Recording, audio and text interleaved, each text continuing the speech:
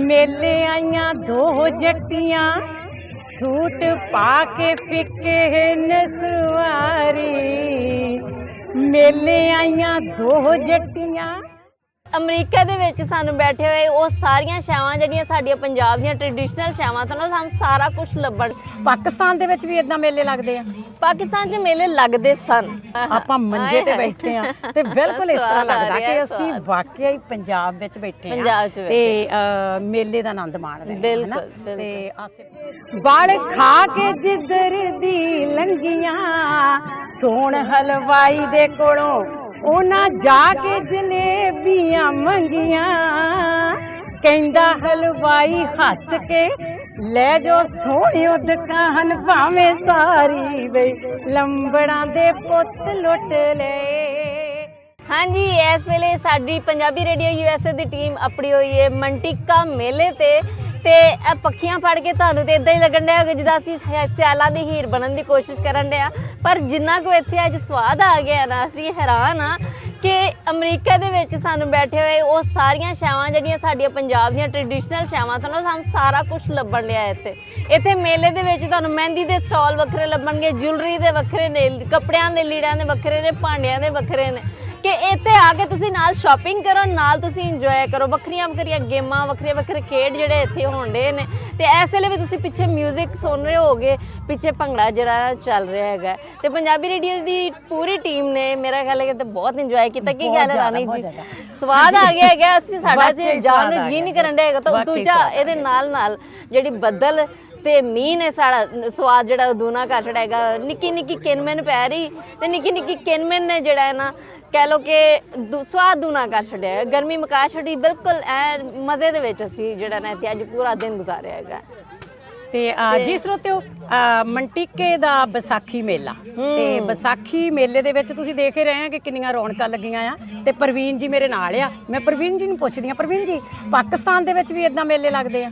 ਪਾਕਿਸਤਾਨ 'ਚ ਮੇਲੇ ਲੱਗਦੇ ਸਨ ਪਰ ਨਾ ਹੁਣ ਘਟ ਗਏ। ਹੁਣ ਉਹਨਾਂ ਨੂੰ ਤੁਸੀਂ ਕਹਿ ਲਓ ਕਿ ਇਹ ਨਾਂ ਦੇ ਦਿੱਤਾ ਗਿਆ, ਜਿੱਦਾਂ ਕਾਲਜਾਂ ਦੇ ਵਿੱਚ ਫੰਕਸ਼ਨ ਹੋ ਰਹੇ ਨੇ ਜਾਂ ਸਕੂਲਾਂ 'ਚ ਫੰਕਸ਼ਨ ਹੋ ਰਹੇ ਨੇ, ਉਹਨਾਂ ਨੂੰ ਫੈਸਟੀਵਲ ਦਾ ਨਾਂ ਦੇ ਦਿੱਤਾ ਗਿਆ। ਜਿੱਦਾਂ ਇੱਕ ਹੁੰਦਾ ਸੀ ਕਿ ਟ੍ਰੈਡੀਸ਼ਨਲ ਮੇਲਾ, ਜੋ ਮਿਠਾਈ ਦੀਆਂ ਦੁਕਾਨਾਂ ਵੱਡੀਆਂ ਲੱਗਦੀਆਂ ਸਨ, ਉਹਦੇ ਨਾਲ ਮਤਲਬ ਹਰ ਕਿਸੇ ਨੇ ਆਪਣਾ ਸਟਾਲ ਹੈ। ਜਿੱਦਾਂ ਅੱਜ ਅਸੀਂ ਇੱਥੇ ਵੇਖਣ ਦੇ ਹੈਗੇ ਆ, ਉੱਥੇ ਇਹ ਟ੍ਰੈਂਡ ਘਟਦਾ ਜਾ ਰਿਹਾ ਹੈ ਤੇ ਇੱਥੇ ਇਹ ਟ੍ਰੈਂਡ ਮੇਰਾ ਖਿਆਲ ਹੈ ਕਿ ਵੱਧਦਾ ਜਾ ਰਿਹਾ। ਕਿਉਂਕਿ ਜੋ ਅੱਜ ਨਜ਼ਾਰਾ ਇੱਥੇ ਮੇਲੇ ਦਾ ਆਇਆ, ਬਿਲਕੁਲ ਇਸ ਤਰ੍ਹਾਂ ਨਹੀਂ ਲੱਗਦਾ ਕਿ ਜਿੱਦਾਂ ਅਸੀਂ ਪੰਜਾਬ 'ਚ ਬੈਠੇ ਹੁੰਦੇ ਆ ਨਾ।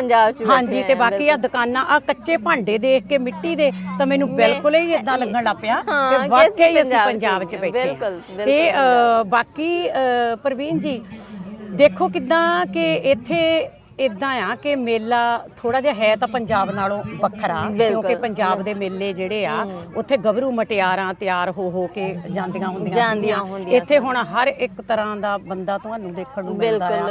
ਤੇ ਬਾਕੀ ਗੇਮਾਂ ਥੋੜੀਆਂ ਜਿਹੀਆਂ ਇਹਨਾਂ ਨੇ ਵਿੱਚ ਮਿਕਸ ਕਰ ਦਿੱਤੀਆਂ, ਚਲੋ ਹਨਾ।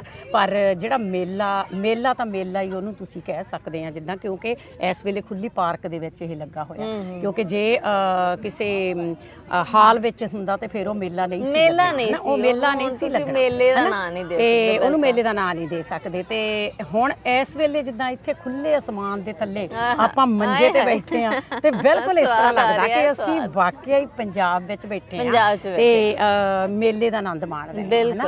ਤੇ ਆਸੇ-ਪਾਸੇ ਸਾਰੇ ਰੰਗ ਬਰੰਗੇ ਕੱਪੜੇ ਪਾ ਕੇ, ਗਹਿਣੇ ਪਾ ਕੇ, ਮੈਂ ਕਹਿੰਦੀ ਸਾਰੀਆਂ ਵਟਿਆਰਾਂ ਆਈਆਂ ਹੋਈਆਂ। ਅਸੀਂ ਨਾ ਸਮਝ ਨਹੀਂ ਆਉਂਦੀ ਪਈ ਕਿ ਪਹਿਲੇ ਗੇਮਾਂ ਵੇਖੀਏ, ਪਹਿਲੇ ਖੇਡਾਂ ਵੇਖੀਏ, ਪਹਿਲੇ ਸ਼ਾਪਿੰਗ ਕਰੀਏ, ਕੁਝ ਖਾਈਏ ਪੀਈਏ। ਖਾਣ ਪੀਣ ਦੇ ਸਟਾਲ ਜਿਹੜੇ ਨੇ ਉਹ ਵੱਖਰੇ ਜਿਹੜਾ ਖਾ ਪੀ ਕੇ ਜਿਹੜਾ ਆਨੰਦ ਅਸੀਂ ਮਾਣਿਆ।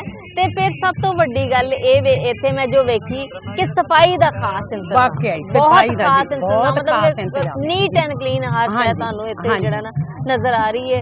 ਤੇ ਇੱਥੇ ਮਤਲਬ ਇਹ ਨਹੀਂ ਹੈਗਾ ਕਿ ਸਿਰਫ ਇੰਡੀਆ ਦੇ ਪੰਜਾਬ ਤੋਂ ਸ਼ਾਵਾਂ ਆਈਆਂ ਨੇ, ਮਤਲਬ ਪਾਕਿਸਤਾਨ ਦੇ ਪੰਜਾਬ ਤੋਂ ਵੀ ਆਈਆਂ ਨੇ ਸ਼ਾਵਾਂ। ਲੋਕਾਂ ਨੇ ਜਿਹੜੇ ਸਟਾਲ ਲਾਏ ਨੇ ਉਹ ਦੱਸਣ ਦੇ ਨੇ ਮੂੰਹ ਵੇ ਅਸੀਂ ਇੱਥੋਂ ਆ, ਅਸੀਂ ਇੱਥੋਂ ਆਏ, ਅਸੀਂ ਵੱਖਰੇ ਥਾਵਾਂ ਤੋਂ। ਪੰਜਾਬੀ ਰੇਡੀਓ ਦੀ ਟੀਮ ਨੂੰ ਇਹ ਮਾਣ ਹੈ ਵੇ ਕਿ ਅਸੀਂ ਹਰ ਉਸ ਥਾਂ ਤੇ ਅੱਪੜ ਜਾਂਦੇ ਹਾਂ ਜਿੱਥੇ ਪੰਜਾਬੀ ਹੁੰਦੇ ਨੇ। ਤੇ ਪੰਜਾਬੀਆਂ ਨੂੰ ਇੱਕ ਥਾਂ ਤੇ ਜੋੜਨ ਵਾਸਤੇ ਅਸੀਂ ਜਿੰਨੀ ਕੋਸ਼ਿਸ਼ ਕਰਨ ਦੇ ਹੈਗੇ ਆ, ਮੇਰਾ ਖਿਆਲ ਹੈ ਕਿ ਥੋੜੀ ਆ।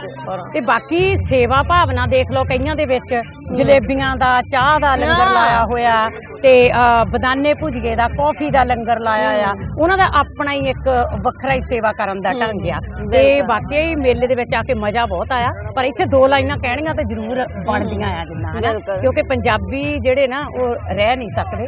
ਖਾਸ ਕਰਕੇ ਇੱਕ ਬੜੀ ਗੱਲ ਮਸ਼ਹੂਰ ਆ ਵੀ ਨੱਚਣ ਵਾਲੇ ਦੀ ਅੱਡੀ ਨਾ ਰਹਿੰਦੀ ਤੇ ਗਾਉਣ ਵਾਲੇ ਦਾ ਮੂੰਹ। ਵਾਕਈ ਮੇਰਾ ਵਾਕਈ ਮੂੰਹ ਨਹੀਂ ਰਹਿੰਦਾ। ਮੇਰਾ ਜੀ ਕਰਦਾ ਕਿ 2 ਲਾਈਨਾਂ ਮੈਂ ਜ਼ਰੂਰ ਬਿਲਕੁਲ ਰਾਣੀ ਜੀ ਹੋਣ ਤੇ ਇਹ ਕੰਮ ਨਾ ਹੋਏ। ਇਹ ਤੇ ਗੱਲ ਸਹੀ ਗੱਲ ਆ।